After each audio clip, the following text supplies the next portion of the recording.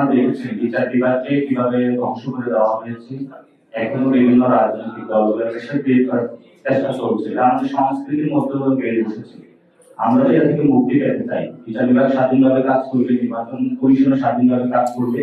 এবং আপনারা দেখতে পেয়েছেন আমাদের যিনি প্রধান উপদেষ্টা ওনার বক্তব্যের আগেই কিন্তু নির্বাচন কমিশন কমেন্ট করে থাকে, এটা ওনার করা উচিত না। আমরা মনে করি যে উনি একটি দলীয় মুখপাত্র হিসাবে কাজ করছেন, ফলত ওনাদের দ্রুত সংস্কার প্রয়োজন।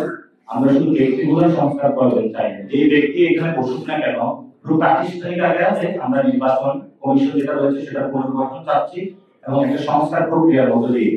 তারা এই পর্যন্ত কোনো সংস্কার প্রক্রিয়া কোনো বিষয়ে আলাদা নিচ্ছে না এবং তারা নিজেদের একটা দলীয় মুখপাত্র হিসাবে আমরা কোনো নির্বাচন কমিশন যেটা গণতান্ত্রিক অন্যতম একটি প্রতিষ্ঠান, কোন দলের মুখপাত্র হোক, কোন ব্যক্তির মুখপাত্র হোক, আমরা চাই না আগামী বাংলাদেশে এমন কোনো কিছু।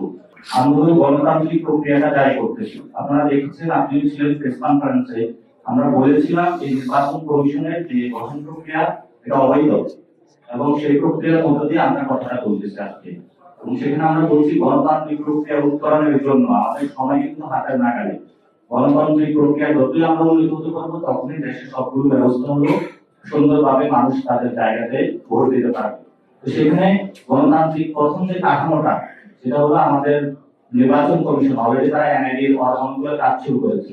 এই প্রক্রিয়ার মধ্যে যদি যায় একটি দলের পক্ষ হয়ে তারা কাজ করে, পক্ষপাতপূর্ণ আচরণ করে, সেটা তো ভবিষ্যৎ গণতান্ত্রিক প্রক্রিয়াকে বাধাগ্রস্ত করবে এবং তাদের আচরণের কারণে কিন্তু ঢাকা মহানগরে এই ধরনের অবস্থা সৃষ্টি হয়েছে।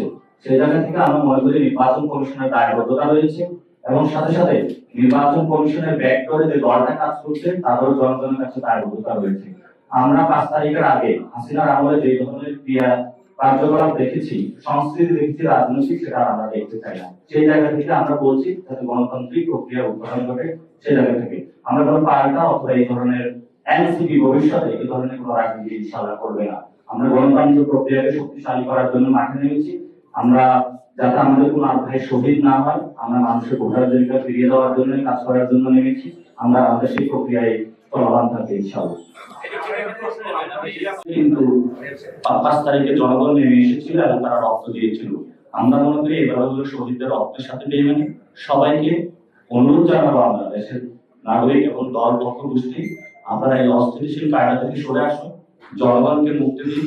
আপনারা দেখেছেন পুরো ঢাকা অচল হয়ে পড়েছে। জনগণ বিভিন্ন জায়গায় তাদের সমস্যা সমাধানের নগরভবনে কোনো সেবা পাচ্ছে না।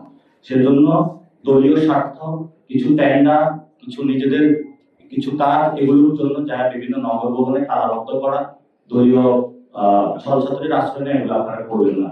কারণ জনগণ আপনাদের দিকে তাকিয়ে আছে, সব দল পক্ষ গোষ্ঠী।